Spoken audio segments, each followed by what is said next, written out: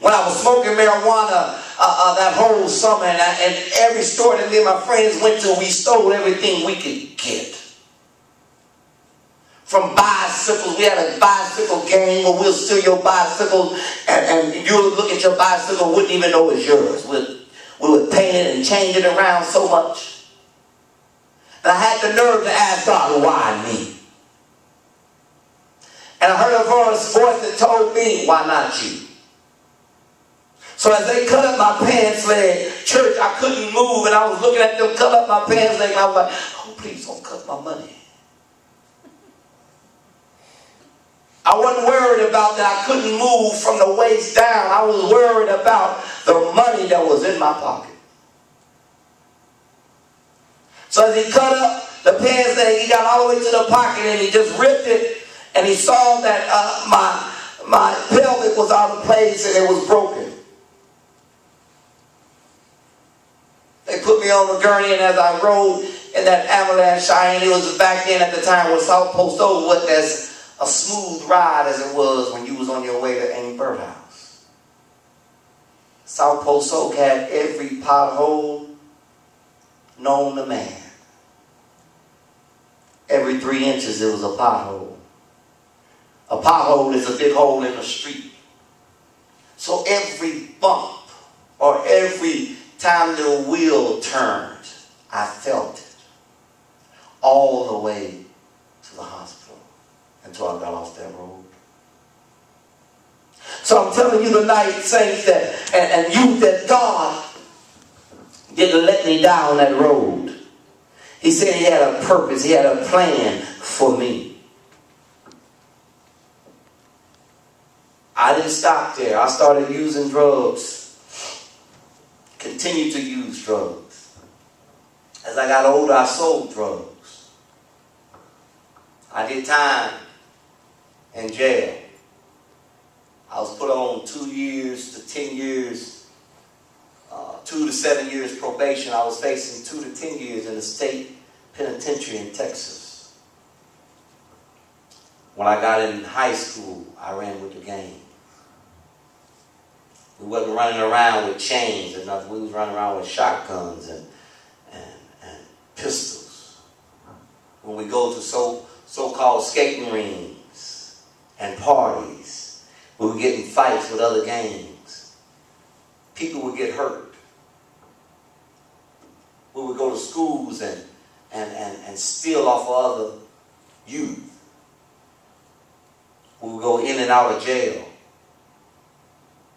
We would go to beaches, to parties. If anybody got out of line, we would fight. They knew our game. The leader that started the gang was from Chicago. A powerful gang in the Disciples down there came to Houston and started it in Houston.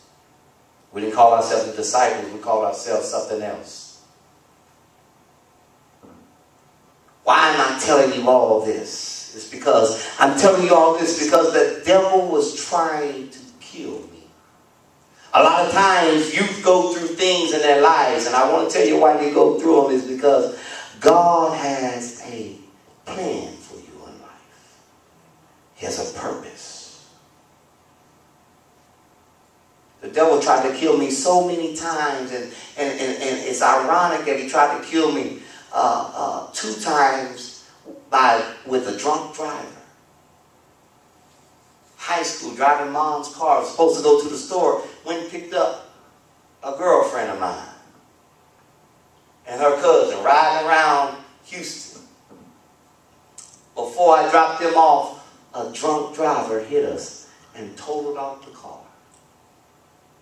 That's why we tell you to be where we tell you to be and don't go nowhere else. Or when you say, I'm going over here, and then we find out you sleeping over at somebody else's house. Consequences.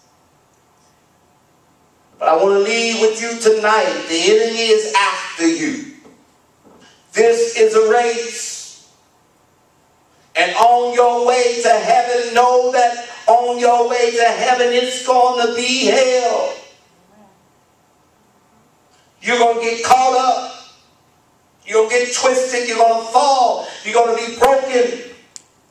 But know that you have a God that has never lost a battle. You have a God that opens any door. You have a God you can call on 24/7, 365 days a year. You have a God that will never leave you nor forsake you. You have a God that is your best friend. You have a God that will open doors that no man can open. You have a God that will shut doors that needs to be shut in your life.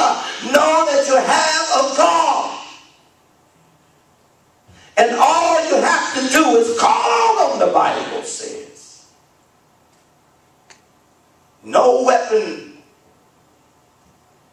shall form against you, or that shall form against you shall prosper.